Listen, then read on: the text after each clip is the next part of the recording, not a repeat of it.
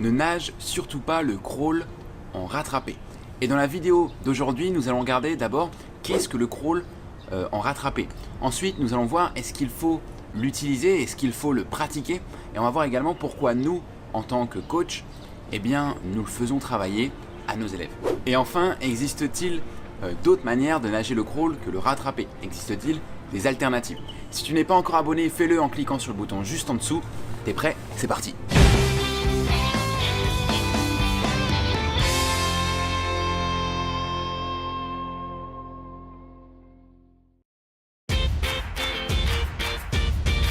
Comme tu peux le voir dans l'exemple en vidéo, le crawl rattrapé, il s'agit en fait d'amener sa main à chaque fois à côté de l'autre. Tu gardes toujours une main devant toi et tu ne commences pas à pousser tant que la deuxième main n'a pas chassé la première. Et l'intérêt du crawl rattrapé, ce sont des vertus éducatives techniques. Parce que lorsque tu le réalises en tant qu'éducatif, eh bien c'est très intéressant pour ta respiration. Notamment le fait de garder ta main devant au moment où tu vas respirer et d'éviter de l'enfoncer trop vite dans l'eau et de commencer à te propulser trop rapidement car c'est contre-productif et ça va créer beaucoup de résistance inutilement. Le crawl rattrapé te permet donc de trouver un meilleur timing pour la respiration, mais pas seulement. Il a également un intérêt très important sur ta propulsion et sur l'ensemble de ton cycle de bras. Il te permet de te concentrer uniquement sur un bras à la fois au moment de ton cycle de bras. Donc tu vas pouvoir intégrer plus facilement l'ensemble des étapes de ton cycle de bras. Tu vas pouvoir être plus efficace par rapport à ta propulsion subaquatique et placer de manière plus intéressante ton accélération. Enfin, par rapport à ton bras fixe, tu vas pouvoir chercher à t'allonger davantage vers l'avant et donc à tirer sur l'épaule pour permettre de te grandir et de t'allonger davantage à la surface. Indirectement, il va te permettre également d'apprécier davantage les sensations de glisse. Tu vas davantage les ressentir à chaque propulsion sur le bras.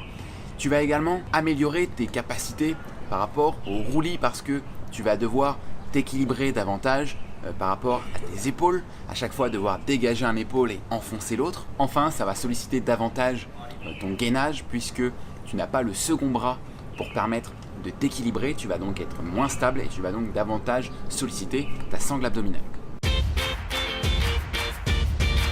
Le gros problème du crawl en rattrapé, c'est le trou moteur. Pendant toute la période où ta main sort de l'eau, jusqu'au moment où elle vient entrer à nouveau dans l'eau pour que tu puisses te propulser avec l'autre main à ce moment-là, il n'y a aucune phase de propulsion, ni de traction, ni de propulsion. Ça veut dire que la seule chose qui te fait avancer, ce sont tes jambes. Et comme on l'a déjà vu dans précédentes vidéos, en crawl, ce sont tes bras qui te propulsent principalement et non pas tes jambes. Donc c'est un énorme problème si tu veux aller vite. Et la perte de vitesse engendrée par ce temps d'arrêt est extrêmement énergivore car le crawl, pour avoir un rendement efficace, nécessite d'être une nage cyclique sans temps de pause. Ainsi, ça te permet de conserver la vitesse au maximum car en natation, la phase la plus énergivore, c'est cette phase de création de vitesse. En revanche, un bon nageur, c'est un nageur qui va non pas chercher à créer de la vitesse, mais plutôt chercher à conserver une vitesse constante sur la plus longue distance possible. En théorie, il faut donc nager en opposition, avec toujours un bras opposé par rapport à l'autre. Ça évite d'avoir des trous moteurs et comme tu peux le voir en dos crawlé, c'est une nage cyclique comme le crawl et ça permet donc de se propulser le plus efficacement possible. La première difficulté, c'est qu'il n'est pas facile d'aller aussi vite sous l'eau qu'en dehors de l'eau. Et donc pour rester parfaitement opposé, ça relève presque de l'exploit. Ensuite, la deuxième difficulté qui est ajoutée en crawl par rapport au dos, c'est la respiration. Et nager en opposition complique la tâche pour trouver un bon timing pour la respiration sans engendrer trop de résistance. Et comme tu peux le voir avec la vidéo de Florent Manodou, ça reste la nage, la technique en tout cas la plus rapide. Et les meilleurs sprinteurs combinent l'opposition avec les bras tendus pour avoir une propulsion qui soit la plus efficace possible.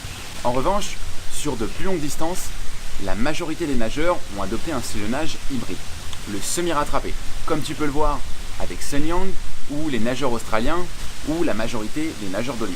Et comme tu peux le constater, le semi-rattrapé est un style très proche du rattrapé. La différence majeure réside dans le fait que la main qui va commencer la prise d'appui débute bien avant que l'autre main entre dans l'eau.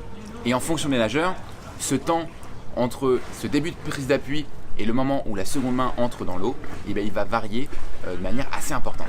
Et finalement, nager en semi-rattrapé est loin d'être un défaut technique, car de très nombreux nageurs aujourd'hui parviennent à obtenir des médailles olympiques, alors que ce n'est pas du tout le cas en rattrapé. Et toi, dis-moi dans les commentaires quel est ton style de nage. Est-ce que tu es plutôt rattrapé, semi-rattrapé ou opposition? Pour te perfectionner encore plus en crawl, je t'ai préparé une série de 5 vidéos gratuites. Clique sur le lien pour les recevoir et les consulter. Et rejoins le club des nageurs 2.0 en t'abonnant à la chaîne.